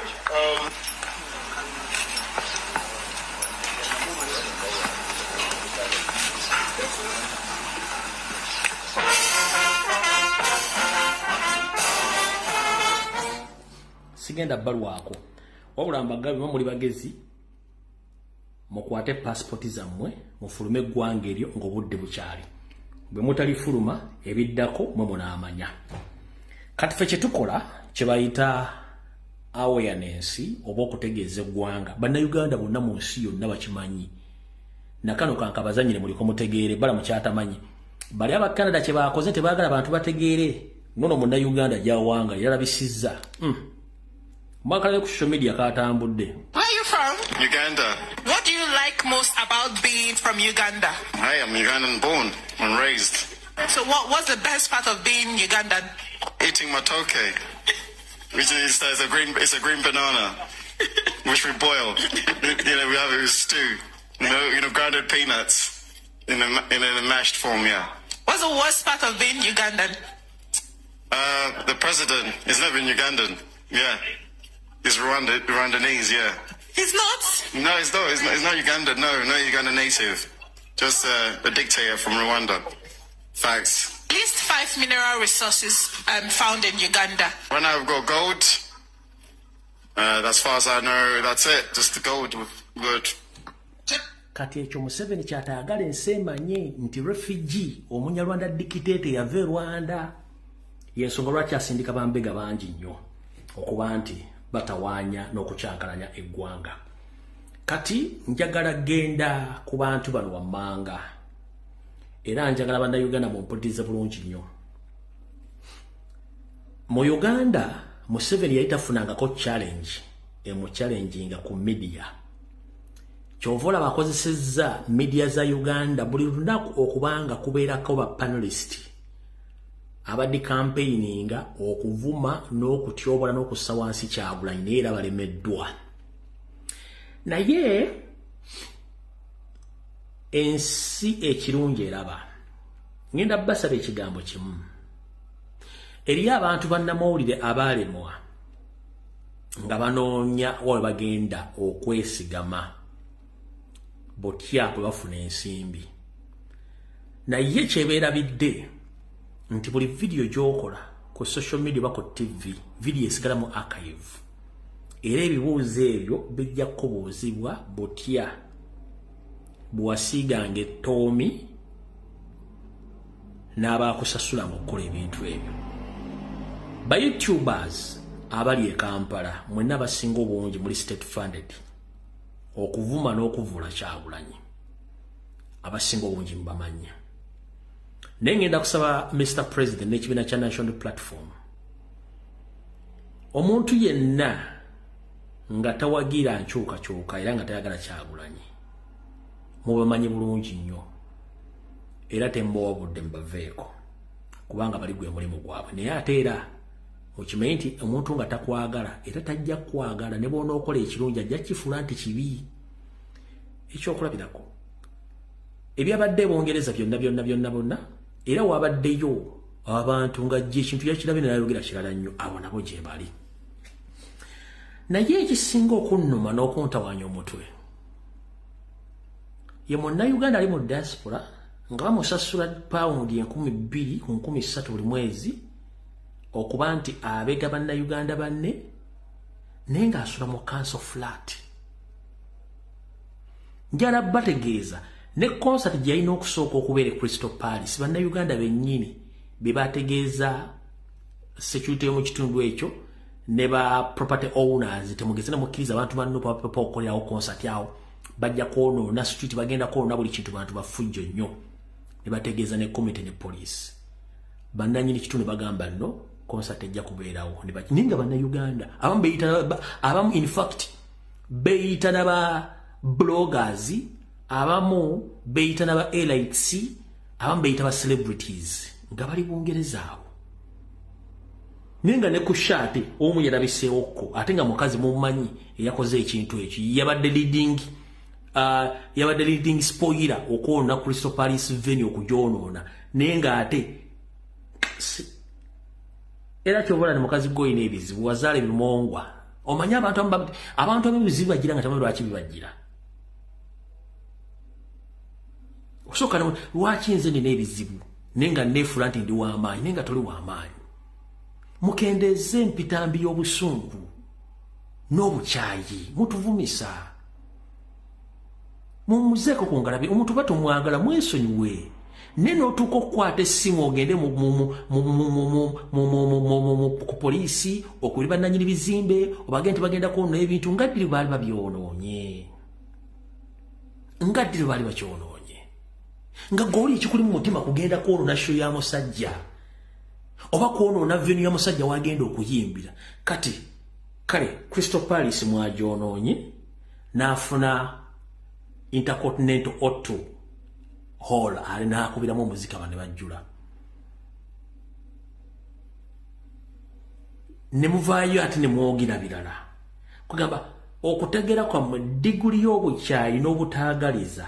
Nakoze post which endowooze we ne bagamba that 60% of Ugandans balina obukyayi n'engera kikibaganya okukulaakulana. Ne bwe ngenza okukola ku search ku bintu byadde Bungereza n'abantu kyabadde babega okudisruptinga show y'omusajja nga bannayuganda ninga omubuuza lwaki akola ekintu kino. 1 asasulwa gavumenti, 2 ye ng'omuntu alina obukyayi ku mutima. Naye omubuuza omuntu gwenako obukyayi yakola kinga talina just kiri inborn nti yalina obukyayi mutima. Kyenva mbagambwe n'abannayuganda bali mu diaspora si buli akusinikira amannyo nti aba akwagala. Abantu baseka kungulu naye nga munda balina emitima mikyafu. Ate teri muntu alina mutima mukyafu alikulaakulana nno. Era ajja sigala ndedisigayizi nga yeebuzaabuza nti ali bulu naye nga yali obubi. Kuno okwata essimu okubira abantu bonna mu temukkiriza abagala. Yes, kati yabaddewo. So what? Wafunyemu ki? Na kino kakigambe James birungi, nkigambe Museveni, kigambe Muhoozi. Change bwe bange egenda kujja very soon tosobola gistopinga.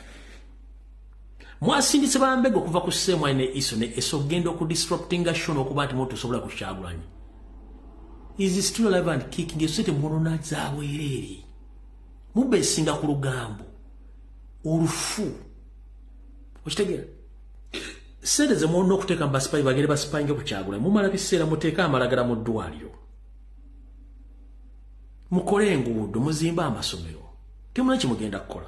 Kati Mr. James Birungi ne Muhoozi, you had a meeting yesterday. James Birungi, Kahanga Mohanga, and the other fools. So this week you are willing to send here 3 Banyarwanda to come to assassinate me.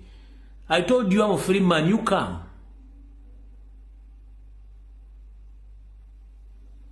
Mujibaje. Nze sikyate mbanjogera mazima. Bubanga ogenda mugulu kwogera mazima tujja gogera. Mwatudde mu meeting James Birungi, Kahanga Mohanga ne Muhoozi. Mbo if you want to destroy no we first destroy Lumbuye. Sikyatya muganda emyaka gye mu jampadde. Nina kabo tuziteyajuweza ndi mu magoba ne sijja kutya kye mugenda kukola mu James Birungi. Basasini babo basatu abanyebe mwafunde visa n'ensimbi na buli kimu mwabasindise dabajje wano. Namanya ndoza kankusomereko wano ko. Kankusomereko wano kumanya. Kankusomereko ko wano kumanya gammwe abagenda okujja wano. Kuliko Sergeant Clement bamuyita Blood Saka. Kuliko Kopolo Timothy Teo bamuyita Susaida. Bonna bali attached ku SFC ne SMY. So ebintu emukola byonna mukola byabwerere. That's the wastage of time. Temugenda kutiisa banna Uganda. No, temugenda kutiisa banna Uganda. Temugenda kutiisa banna Uganda. Kubanga amazima gamanyikiddwa. Mwe muyine mundu, mwe muyine amakomera, mwe muwamba temutiisa abantu. Kati buli muna Uganda alina sasula milioni 3 z'atalya n'endala plus. Kati tugana okwogera ensonga zino. Our comrades bali makomera bali mukutte bagibwamu tugana okwogera ensonga zino. Ekizibu kya muyina muloza buli muntu ali compromise asobola okubeera nga alimu mu compromising nga muwe ensimbi. No, si bwe kiri. Si bwe kiri.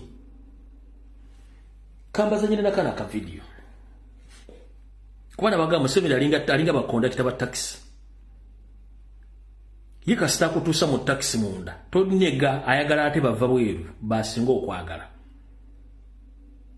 Ye ayagala bava bweru gwali munda bata kya kwagala. Aba ayagala bava munda. Kano ka video ngenda kazanya. Kakuwe ekyokuyigirako.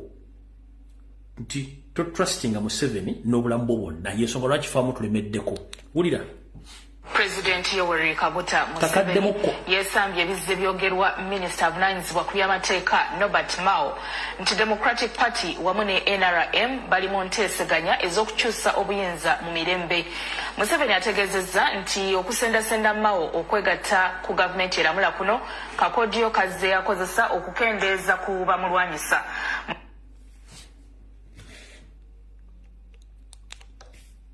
Mukawulidde bulungi nnyo akantu ako. Kati bw'obanga osikiriza omuntu akwegatteko nga yabadde alwanira togenda bikyusaamu nga gwo akakodyo kakozesa kusikiriza abantu okendeze ku namba ekuwakanya. Kyenjagala kyokka mu vidiyo eyo kyokka kyembadde njagala mutegere mu comrade kansala MP kyamanosi tolina kyogenda kukyusa ku bintu kukozi gye watandika nayo ng'ovunaana Museveni ku bukyamu bwe. Ne wanakuwa millions of money biwasooka okulwana tebigenda kukyuka kubanga gwe bakutadde wakutadde period tana kyakwagaza. Toli Munyarwanda, toli wa Kabano, toli wa family ye no. Ye kyakola tawanye ebina by'obufuzi byonna jambo jemu obateekaawo. Tebalina kye bagenda kukola wadde change. Ogenda kusigala ng'olyasereza Museveni ng'oluba omutima. Kansooke babuuse ekintu kino. Tewali kintu kirimu bannabyabufuzi abaasala ne bava mu opposition badda mu NRM nga tebasobola kwogera kigambo kyonna against Museveni nga ssente baazibwa ne zibagwako tebakola decision yonna mu NRM kubanga nayo tebaagala n'osigala. Ekyo kiruma abantu bonna. Tunuulira Mpuuga gy'alina akabinja ke bonna. Mpuuga beera ku mukolo bwa naasiba n'engalo bw'ati ng'omulaba atanga. Nze nali simenti Mpuuga alina n'endali. N'akalaba Mpuuga nti alina endali. Manyi omuntu w'omwagala tomulabako bibi. Ebyo ebibi byonna biraba mumaze mukyawo. Embarrassment omusajja ayina endali, wallahi omusajja ayina endali. Takyasobola kukola decision yonna. Kubanga it doesn't matter. Kankabadde mu kategere bulungi nyakodo ka Museveni. Mawu wamuleta yakasima etwagala kukola transition biki. Kankabadde mu kategere. President Yoweri Kaguta Museveni yesambye ebizze byogerwa Minister avunanyizibwa ku by'amateeka Norbert Mao nti Democratic Party wamu ne NRM bali mu nteeseganya ez'okukyusa obuyinza mu mirembe. Museveni ategeezezza nti okusendasenda Mao okwegatta ku gavumenti eramula kuno kakodyo kazze akozesa okukendeeza ku bamulwanyisa. Museveni yagamba nti n'abakolokoota mutabani we Muhoozi Kainerugaba olw'obubaka bw'ateeka ku kibanja kye ekya Twitter. Sigenda kamalayo akugambye ke kakodyo kabadde akozesa okukendeeza ku namba yaabo abamuvuganya. Kati nga nawe leeta omutwe nasaze ngenze mu NRM. You don't matter. Wootegeera nti you don't matter. Buuza kuba minister wonna kubanga they don't make decisions. They first ask Museveni kubanga is the owner of the company called Uganda Limited. He's the one making a decision. Nenga minister mu constitution akola decision. Gobuuza Barugaharo basobola okugula ebitabo mu ministry. Buuza Barugaharo basobola okuwandiika ebbaluwa negenda ne bawa abantu visa. Alina kumala gisindikate simu mu permanent secretary kubanga tolina powers Museveni kale bakomole limwe namba abogera ku mitimbagano bannabyabufuzi Museveni tena kyakwetaaza wabula obeera wa mugaso nnyo singa oba oli mu struggle oli mu revolution okalakata Museveni kulw'okukyusa eggwanga mu mirembe n'engeri yonna esooka obeera mu variable ng'okyali mu sayidi ene wakanya kasita otuuka eri kitegeeza tokyalina ky'omugamba. Mpulidde bulungi oba tolina ky'omugamba. Awo nawo njagadde mbategeeza obulungi mutegeere bulungi nnyo.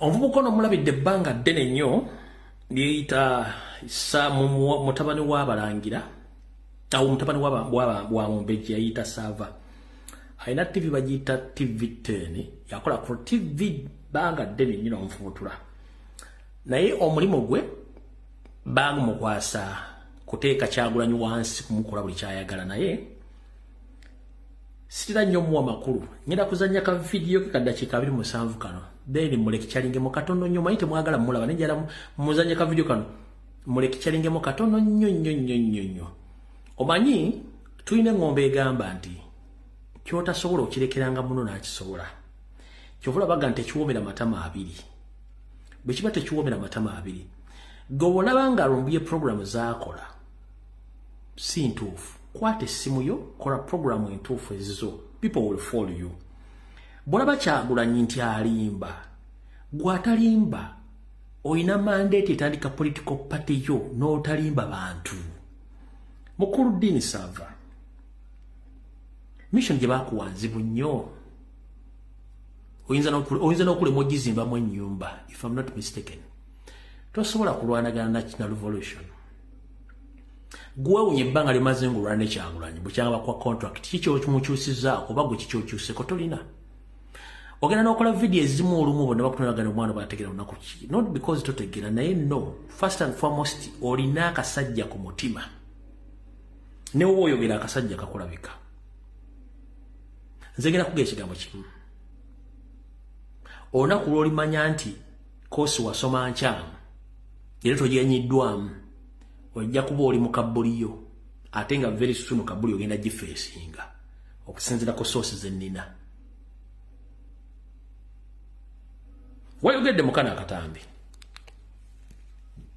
olwaleero ne mwami Museveni bw'atyo nze nabagamba mu 2021 nti naye bw'atyo nga bwe mulaba Kyagulanyi atulimba olwaleero n'oli bwe yatulimba yalimba bakadde baffe ngenda bawo Bwakabaka ngenda kola bwenti ngenda kussawo kino ngenda kuleeta kino bwe yatuuka bw'ati Sserwajja Okoota n'atereera Kasa yasimbe n'okugulu n'eno n'agamba kakati teri kunzijawo balugonda majja bano mu begendereze nnyo bakaluba mu maddayo. All right. Nze mbuuza mukulu Dini Seva Kyagulanyi yakulimba ki? Oli member wa National Platform? Walonda Kyagulanyi? Nedda. Yakulimba TV gy'ataakuwa? Nedda. Yakulimba nsimbi z'ataakuwa? Nedda. So, ku bintu byogera byonna gy'aloolete nti Kyagulanyi yannimba kino n'atakimpa. Kubanga sikulaba nko n'olunaku lumu ng'osinkanye Kyagulanyi oba ogenzeeko kamwokya oba olina kaadi ya Nuupu. Kugamba bannamawulire mwewe ekitiibwa. Olumu ogera ebigambo ne mwoyo kyessa goga nti Kyagulanyi yakulimba. Kyagulanyi yali afuzeeko ddi eggwanga Uganda. Nkubuuza yakulimba ddi ng'ali mu ofiisi ki? Kyekibuuzo omukyajja Sokolo yakulimba ki? Si yali mu ntebe ageza kulwana kukyusa mbeera nawe ofune embeera ennungi. Ne bw'ogamba nti yakulimba ki mukulu? Just oyogeza nnugu kubanga wayagala osokozemu ekibiina kya Nuupu nekikulema. Mission yakusindikibwa kusobola kuyiza mu kibiina kya Nuupu nekulema. Kati olumbye yengo omuntu tosinda kyosobola mukolako bulaza. Kino nkikuwa nkuwashuwalesi tosinda kyosobola kukola ku Kyagulanyi. Wadde omujjako akaviiri bw'okasanga mu saluni osanga baakeezeewo tosobola tolina kyosobola mukolako. First and foremost mmwe kibatawanyanga naye mwoli. Era ebibuuzo bye mwebuuza boyo ono yajja wa ssente in the first place okubanga mugagga. Ekyo nawe nyini kikutawanya. Ekyokubiri weebuuza Bobby ono ya transforming ate okuva mu Bobby oli omukadde okutuuka mu Kyagulanyi kikutawanya. Nga gwe kennyini oganye okutransforming okuva mu oli gwe tumanyi Bulaka Meira propagandalist okufuuka omuntu ategeera gwe kennyini kikulemye.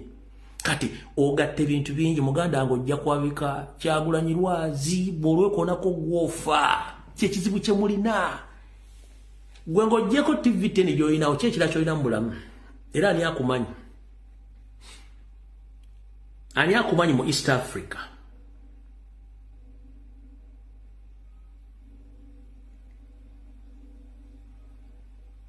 Ni mu East Africa kututte wala.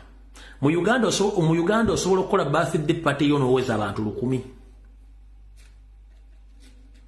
Mbuuza bubuuza bo mulimu gwenkola nawe gwokola gwosobola okukola birthday n'oweza abantu 1,000.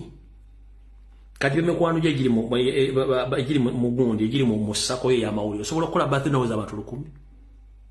Kuba siroza ne family yennyini gy'ozaala esukkamu abantu 5. Kwotalaganga omukazi wo mwana wo n'abaluganda bakola emikwano tobalagangako. Ova ku muntu asobola okukyusa eggwanga ng'ayimirira abantu ne bamuwulira ate nga gwe omulemeddeko. Ngenda kuga ekigambo kimu nakino kanki okugamba oli neebaza gye bujjawo katono. Kola ebigasa eggwanga ng'obuulira abantu ebikyamu biri mu ggwanga ne birina okukolebwa so ate kulwanyisa yogera ebintu birina okukyusa eggwanga. As simple as that. Bw'oba oyagala Uganda ekyoke kola ebyo ebikola okukyusa eggwanga n'okubuulira abantu ebikyamu bikolebwa mu ggwanga bw'obanga ogamba nti oyagala change. Dali bwe kibanga si kyekyo then supporting Ddala Museveni kubanga olinga gw'okubira paasi na sense ekitegeere leka kwebuzaabuza ng'afukaana bakubanga teri muntu atalina side. Mu nsi teri muntu atalina side, buli muntu alina side kwagwa. Teri yajega nti ndi Nuto kubanga ne Mweto Commission teriyo ka box baganti kala ba Nuto balonda wana no. Dini Seva njagala oganti oli specimen investigation dijina njala mbuulireyo ne Mweto Commission teriyo ka box kibate konti kano ka ba Nuto. No. Era kubeerako awagira n'atawagira. Kati gwe oyagala kwefuula nnyo nti gwe oli awo simanyi nti ate nze ndi no tekiriikyo. Nze nga nze nkimanyi. Okolera state o destroying abavuganya state nenga gwe tolina watufuulaga nti woogwa. Ekirala ensi ekimanyi nti gwe okolera ssente alina ssente gw'ogenda naye ate alina ssente tokkiriziganye naye. Kati ffe tetulina ssente Kyagulanyi talina ssente zagenda kuwa abalina ssente bamanyi bwe bookolera ffe tumanye ludda n'ebintu by'okudda obuzaabuza mbu ye takulimbangako. Kyagulanyi takulimbanga kubanga tuli wa Nuupu kyekisooka tomulondangako takusinkanangako omubanja ki. leka ffe balimba naffe aboogera ensonga ezikyusa eggwanga naye mwoto kuyambiramu twogere ensonga zino kijja tuyamba n'ebintu byokudda ku TV n'olumba omusatu akyosobola mukolako tolina nkugambye olina birthday bakuzaala bwe oyagala kumanya tolina kyoli mu Uganda kola birthday ez'abantu 100 kabale ba family bokka boyita bwe oyagala kumanya tolina kyoli kola birthday oyita abantu 100 bokka lwojja okumanya tolina kyoli gozo kwera ka TV ka oloza mbakulaba nnyo naye nga bambi weerimba gwe buuza bonna bwe kyanga tutandika struggle n'abalumbi Kyagulanyi bali luddawa omuli TV radio station ba celebrities abayimbi bayindi video where are they are nowhere to be seen kubanga otuuka ekiseera nga byogenda okubulira abantu biwedde ebyekisiru nga tebakyagala kumanya bali mu mbeera mbi amataba gatwala batu mu Kampala Stars tuwali abyogerako Tanzania good train y'amasannyalaze teri abyogerako ewaffe sente bazi teri abyogerako abaana bawambye teri abyogerako gwe kenyini wantu twakulwanira nga poliisi ekkutuba mwali mizanyo gyamwe tukulwanirira ne tuwogera ensonga abadde bakuta kubanga ffe tuli muna Uganda naye omuntu ava okulwanira eggwanga n'okulumirira eggwanga ate gwe gw'otuulako buli kaseera gw'obeerako azifu tiitiyi muntu bw'anaava ogenda kwogera kwani mpozi katugambe Kyagulanyi avudde mu by'obufuzi avudde ogenda kwogera kwani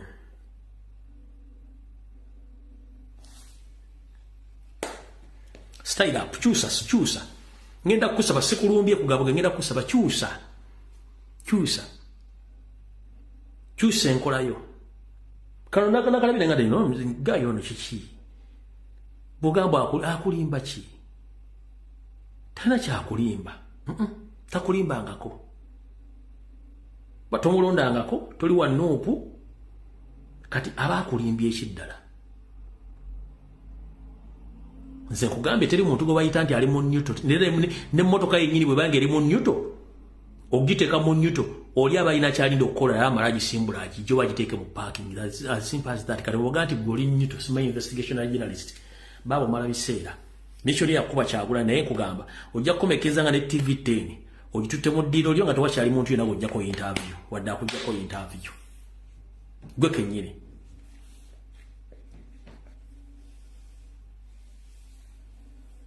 okumanya gwe kennyini teweesobola gwe buuza lwaki onoonya abantu baku interview nga gwe tosobola kujja n'okola program n'otukola program almost 2 hours nkola program gwe tosobola kukola program ya ssaawa emu ng'okozesa mutwego you analyze tosobola era ofune bogenda abapanelist bagenda okujja babuuza ebibuuzo ng'oyongerezeeko bweyagala reverse psychology ng'oyongere va ku muntu ajja n'okukola program 2 hours ng'oyogera bigambo kigambo ku kigambo naye gwe olina kufuna bapanelist bogenda okubuuza nti wa kino kiri kitya okyuse bigambo bobanga oli munnamawulire ng'omanyire ensi bwetambula wandibadde otula ku kamera ogati kankole program eno nga nsinzira ku nsonga ABC nga bwe tezikola yensonga lwaki ba YouTubers e Kampala bavaako tebasobola kukozesa mutwe gwe bakwogera nsonga za ggwanga no era ogenda okola nti nalese gundi ayo lwaki gwe tokozesa mutwe gwe kyoga gwe toli muna Uganda obuuza munna Kenya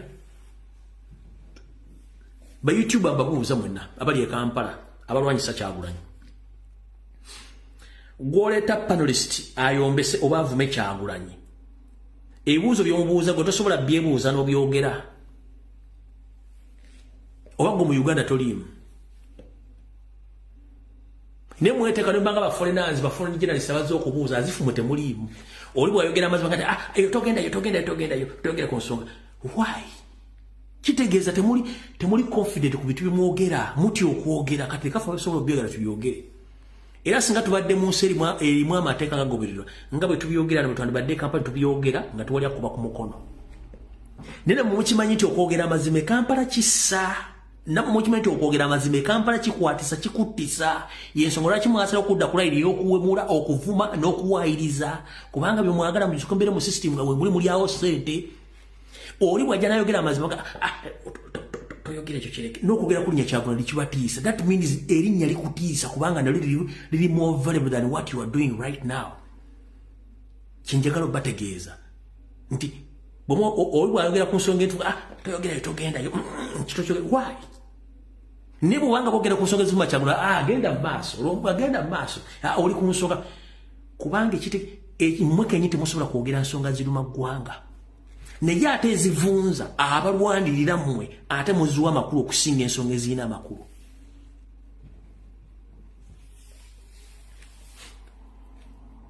Yensonga lwaki mbeera nnyo mu nsonga z'ebyokwepiica, kunywa mwenge, mabaala, kunyumya mboozi, simanyi ono yakotta oli oyo yakoza kibiki. Naye mubuuze ensonga ez'eggwanga tasobola zoogerako kubanga ye sitayiro gye baleetedde mubeere mu bintu ebyo awunza obwongo. Ayogera ku nsonga z'eggwanga nti oyo mukyamu oyo mubi. Please mwetereze bannamawulire b'e Kampala obaka mbawadde ba YouTubers. Mukitegedde bulungi nnyo. Mukama bankume tusinkane ku lunaku olw'okumeka olw'okutaano essaawa zijja kuba 2 ndowooza njabba open roof. Mukama wanaaba asiimye. Mweraba.